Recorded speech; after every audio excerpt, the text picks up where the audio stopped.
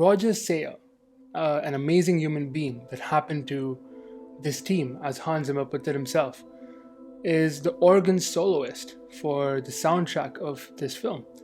The score is mesmerizing. Christopher Nolan went up to Hans Zimmer and just gave him a few dialogues and a few ideas and told him to just create, just free of genre and just work with whatever he wanted to. The few dialogues gave Hans Zimmer the inclination that the movie is about a father and a son. And the skeleton of the music is revolving around that. It's about a relationship between a father and a son, or the journey of a father. And a very crucial part of the music is, as Zimmer put it himself, a question and an answer. And in just a couple notes, there is a question and there's an answer. The question is more overt than the answer. But the answer is there. If you listen to it consistently, you feel like it's answering itself, and that's beautiful. And when Christopher Nolan told Hans Zimmer what the idea of the film is and what it basically revolves around, which is a science fiction large-scale film, that's when Zimmer added these elements to it and made it this great thing, this feeling of grandeur in the music through the church organs. The church organ, again, has this feeling of religiosity to it, which Christopher Nolan wanted. And it's interesting because he really counteracts against the theory of the film. It really has nothing to do with religion, but it has something to do with the unknown. It has everything to do with the unknown. And that's what the music is supposed to depict. It's supposed to depict this feeling of greatness in the unknown. And in that, the church organ, which is played by Roger Sayer, it adds this human element to a very human skeleton. And it really flows perfectly together. What it shows is a glimpse into the soul of this movie. And what this movie basically is a science fiction film. I thought you were the ghost is one of the initial lines of the movie said by Murphy Cooper. She's woken up by her dad having a dream, and it's a recurring dream. It's one that speaks to Cooper about his crash. He used to be a trained pilot for NASA, and it never materialized. He instead became a farmer due to circumstances at the time, which was blight, and the need for farmers outgrew the need for engineers at the time, as is the story that's told. Yet there is a very pragmatic side about Cooper, and he understands that, and he works as a farmer, and that's his job, and he accepts that. But of course, there's a part of him that wishes that the effort he put into his craft, what he has a passion for, the unknown, it pays off, but it didn't. And at some point, he was at peace with it. His children, Tom and Murphy, both speak of the duality of the man, their father. Tom is the pragmatic one. He understands that farming is the way to go. Murphy is a visionary. For her, it was this feeling of the unknown and respecting it, respecting the science and respecting the history of science. And as we realize in the movie, it really isn't respected by the people around them. In school, they're told that the Apollo mission was faked, and for someone like Cooper, who is so closely attached to NASA and the space program, it was an insult, and Murphy really imbibed with that. And that's where we see the connection between Murphy and Cooper. They're quite close, they're quite similar, and it's a special bond. You can tell there's a special bond about him. However, the one place where you know that they don't really see eye to eye is the fact that Murphy sees a ghost. Well, she doesn't see a ghost, she feels a ghost because of the books in her shelves falling down, and she senses a pattern. And of course, her father disagrees, which she cleverly retorts, saying that, well, science is about the unknown, or accepting that there are things that people don't understand, and it's an attempt to understand. And that's true. And Murphy was so sure of what she felt, yet her father was never convinced with all of this. Eventually, a time came where there was a sandstorm, and he discovered the same gravitational anomaly that she had in a different way through the books. And she experienced this force, and he saw the way the sand felt and the pattern it created, that there was something here. It led them to some coordinates. They deduced some coordinates through a binary code, and the coordinates led them to NASA, where they realized through Professor Brand, who worked with NASA and has worked with Cooper in the past. He let them know that, well, Earth is dying. These crops dying is a sign of things to come.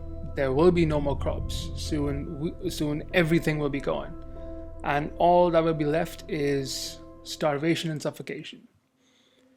And the only way to really salvage the human race is this wormhole that had been created by them. And them is something that they didn't have an answer to. They got Cooper and Murphy to this secret base. There is no chance about it. It is a pattern, and it's all connected. Ultimately, Brand asked Cooper if he would like to take over this mission and embark on this journey of going to these 3 potentially habitable planets, which have been deemed habitable or indicated towards them being habitable by astronauts that have gone to these planets in the past 10 years ago, 12 years ago, on the Lazarus missions. And these 3 showed promise. Now, Cooper initially obviously didn't want to do it, because for him, it was his family. For him, there had to be a way where he would be able to see his family or save his family. And he was promised there's a plan A, where they plan to save the human race and take them to this new journey. And there was a plan B, if that doesn't work out, where you start a new civilization on one of the habitable planets. It really didn't fit right with Cooper, but he acquiesced. He accepted that there will be a solution, because Professor Brand told him there was a slight promise that it will be handled. And after having a conversation with his daughter, a tough conversation, he made a promise to her that he will be back. He gave her a watch, and in that watch there was this message that one day, when times will be different for both of them, they'll meet again and they'll compare. And maybe one day, when they meet, it'll be the fact that they're of the same age. And that really hit with Murphy when she realized that her father doesn't even know when he'll be back. And he didn't. There was this message that she deduced from these books, from this pattern which said stay. And her father was really not interested in agreeing with that, because his mind was set in the plan ahead. It hurt him. He didn't want to leave his daughter, but he knew somewhere that it had to be done. And off he went on this journey with Amelia Brand, the daughter of Professor Brand, again, Romilly and Doyle, and Tars, who was an AI robot who talks way too much, and ultimately they meet Case, an AI robot that doesn't speak enough. What followed was this pseudo-scientific journey of exploration and an attempt to save the human race.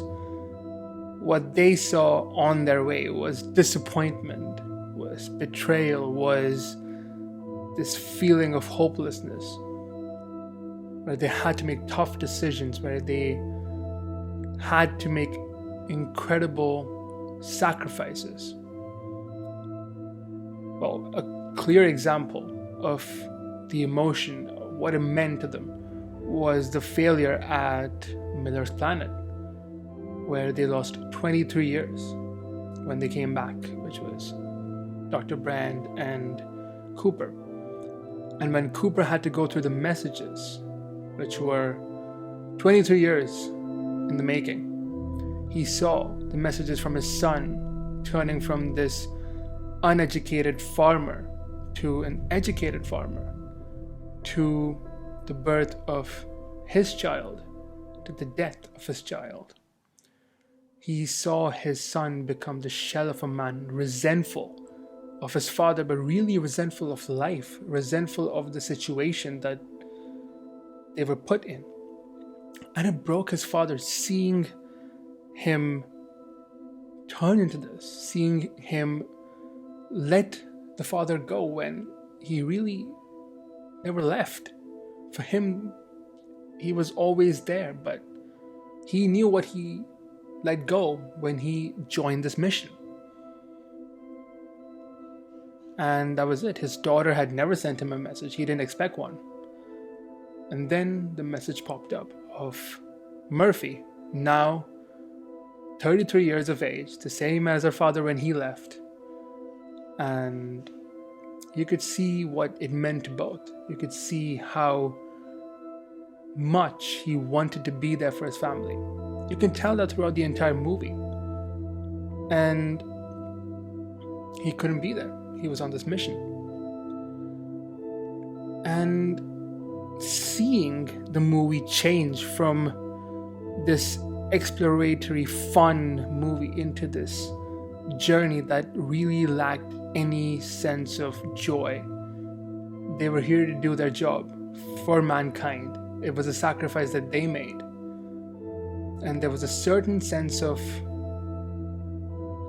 solemnness to it. There was a sense of sadness to it. An important aspect of this movie, in fact, it is the most important aspect, is time. Time is the most precious commodity, at least for Cooper. For him, every second wasted is months in reality.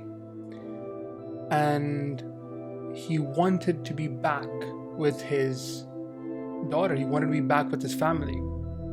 And for him, reality was planet Earth. This was an attempt to save human life, but it didn't feel real. It felt truly surreal to him. And time was a dimension. So much so that at the end of the movie, the only point of joy, success, redemption is when in the black hole, time is a tangible quality. And it really speaks into the importance of that term in the movie. When you see the docking scene, which is the famed scene of the movie, you can tell that there is no time for caution, as Tars says. But again, it's shown in his movement as soon as Dr. Man, who had betrayed them on the planet, as soon as he made that decision that destroyed that link, there was instinct that kicked in. He did something that truly doesn't make sense. Again, it was this intangible that really guided them on this journey through tangibles, apparently.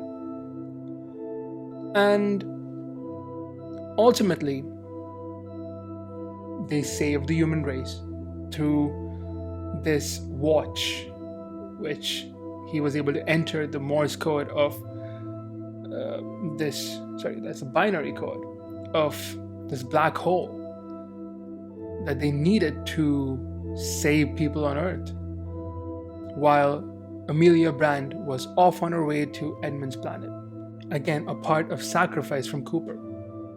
This science fiction film, as much as it is about a little bit of finagling of true logic or scientific values, it's hardly about that.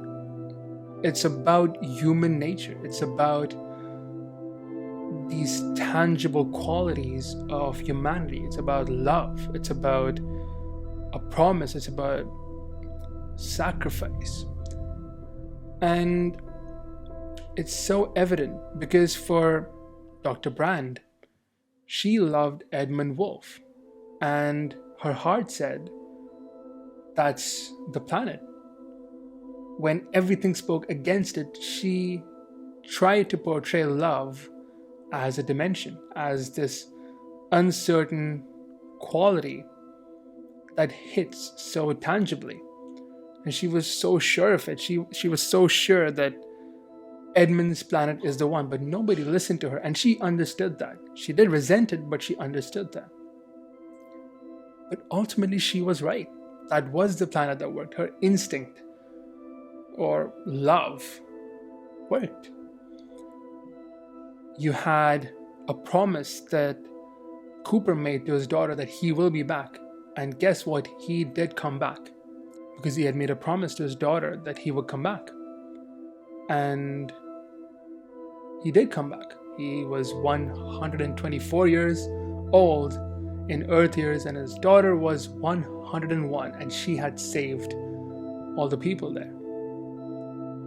That moment is beautiful because the one thing she says is, because you told me you'd be back. She came back into that room looking for clues years down the line, decades down the line, because she believed. And that belief paid off. Belief is everything in this movie. You have Dr. Brand believing that Edmund's planet is the one, and she was right. It was Cooper's belief that his daughter would come back for the watch, for anything, and she did. It was, unfortunately, the promise of Professor Brand about Plan A, which she was lying about. But it again spoke about human nature. It said that humans will never make that sacrifice of their current family, of their current surroundings, their loved ones. They would never sacrifice that, even if it's for the growth or the sustenance of human life. And Dr. Mann, as much of a coward as he was in the movie, he needed to live. This feeling of living and preying on people's belief is so true in this movie. It speaks to the fact that they all want to live. They all want to live for different reasons. For some, it's more pragmatic, for the sustenance of life. But for some, it's about something more. It's about something tangible. It's about their family. It's about so much more. And in this movie, through the music, as it ramps up and as it fades down, there is a constant melody. Through chord changes, through all of it, you'll hear the same question and answer follow through. And it speaks about the soul of the movie. In its grandeur, in its feeling of greatness, in its feeling of sadness, it's captured perfectly in the music and in the silence. And in today's world, where difference in opinion or difference in people and ideologies and values is looked at as a reason to draw the trenches and wage war, this movie talks about some very basic principles of life, which is love, which is sacrifice, which is promises, it's belief. And without attempting to do so, the movie talks about the thing that life kind of lacks today. And that's compassion. Oh, and welcome to the conventional